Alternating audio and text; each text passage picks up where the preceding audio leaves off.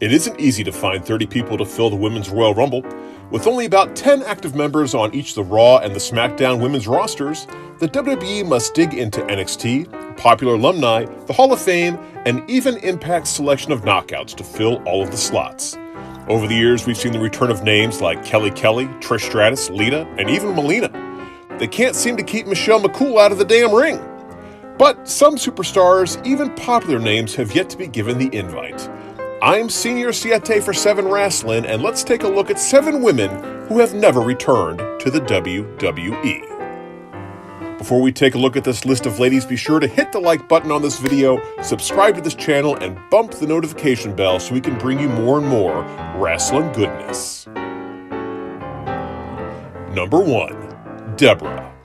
We've got to admit it was weird when Steve McMichael's ex-wife popped up on Sunday Night Heat back in 1998.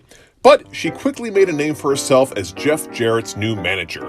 Using her puppies to distract his opponents, the duo made quite a formidable pair. And thanks to Jerry, the King of Axe body spray Lawler, those assets led to one of the most popular catchphrases of the Attitude Era. From there, the former Mrs. Illinois would enjoy a reign with the WWE Women's title and eventually marry the company's biggest star, Stone Cold Steve Austin. In the summer of 2002, Steve Austin would walk out of the company when he was asked to put over Brock Lesnar in an unannounced match on Monday Night Raw. His wife Deborah would walk out as well. However, when the Texas Rattlesnake made his return in February of 2003, Deborah was not by his side. So why haven't we seen the purveyor of puppies in over 20 years? Well, also in the summer of 2002, police were called to Steve Austin and Deborah Marshall's residence in response to a call regarding domestic violence. Austin was arrested and charged with a misdemeanor assault. It can't be verified, but with Austin back in the company's good graces, it's unlikely that they'd want to reunite the two. Number 2. Nydia. The first Tough Enough was awesome. Broadcast on MTV in the summer of 2001, the gritty reality show helped get across the difficulties of becoming a WWE superstar. And occasionally, real WWE talent would show up to give the youngsters advice. The most memorable occasion was when Triple H showed up with these 2 gems of wisdom. First of all, he let one contestant know there was a hole in his shorts and his testicles were showing. And second, he gave a speech about how rough the in-ring lifestyle is. It was so intense that one contestant immediately quit. But Nydia didn't quit. In fact, the Texas native proved she was tough enough and went on to win a WWE contract. When she made it to the main roster, she was paired with Jamie Noble in a very entertaining take on the couple Mickey and Mallory from Oliver Stone's Natural Born Killers. This couple that was dangerously in love was a highlight of the ruthless aggression era of SmackDown. And, with the exception of a bizarre appearance on a WWE-sponsored Girls Gone Wild pay-per-view, Nydia enjoyed a respectable run with the company before being released in 2004. She retired from the business shortly afterward. And why hasn't she been back? Who knows? Surely we could do without Michelle McCool one year, right? Number 3. Sable.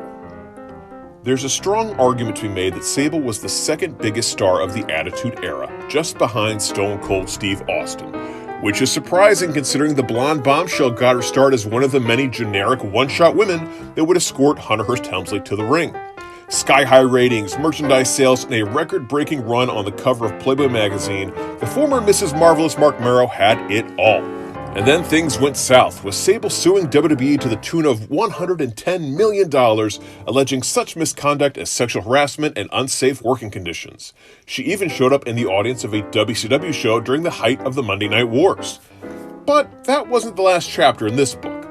Bygones were allowed to become bygones, and Sable enjoyed a second run in WWE from 2003 through 2004, where she would meet and fall in love with the lovable farmer, Brock Lesnar. So, where's she been since?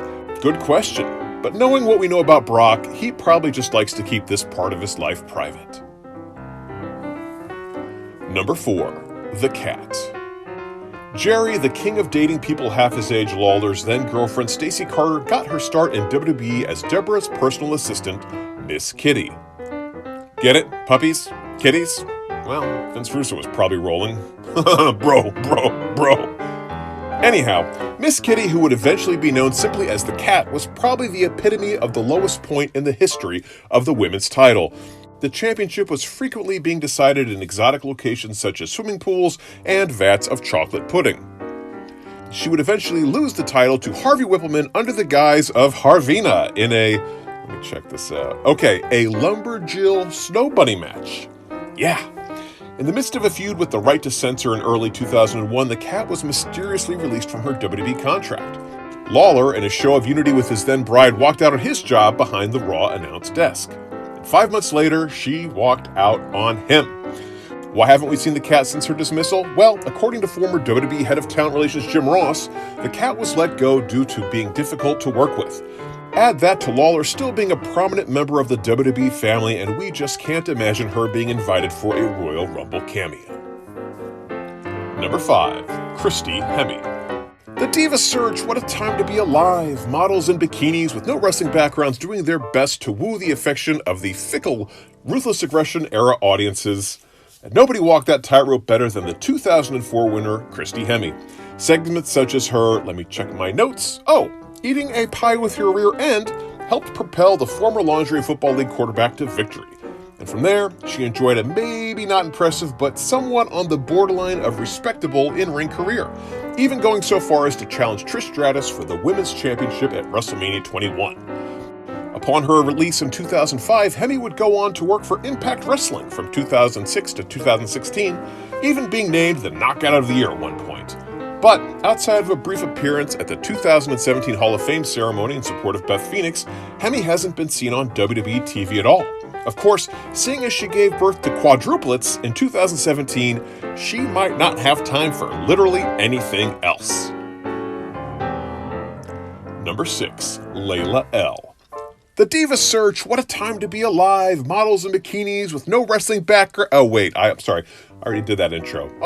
But the 2006 winner Layla L was the perfect example of that questionable concept producing a genuine talent. The former Miami Heat dancer took the craft seriously and became quite a talented in-ring performer.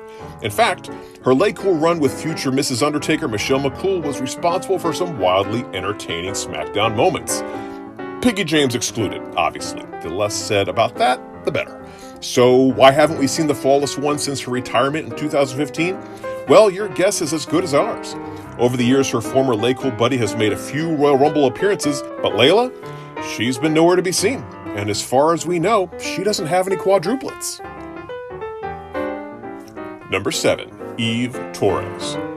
Oh, Eve Torres. The woman who, along with Kane and John Cena, helped turn the hottest act in wrestling into a running joke.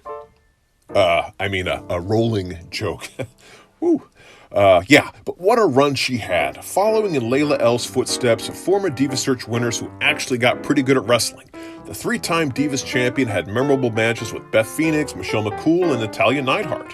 From there, she'd be involved in a storyline where she would date Zack Ryder while actually be in love with John Cena, all the while Kane was making Ryder his personal punching bag.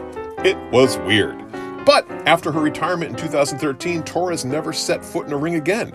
And if her inclusion in games such as WWE Supercard is any indication, she's still on good terms with the company. Maybe her unrequited love for John Cena is keeping her away. Well, that's our list. Did we forget any divas who never came back? If so, leave their names in the comment section below. Also, like the video, subscribe to this channel, and hit that notification bell. Until then, I'm Senor Siete for Savin Wrestling. Bye-bye!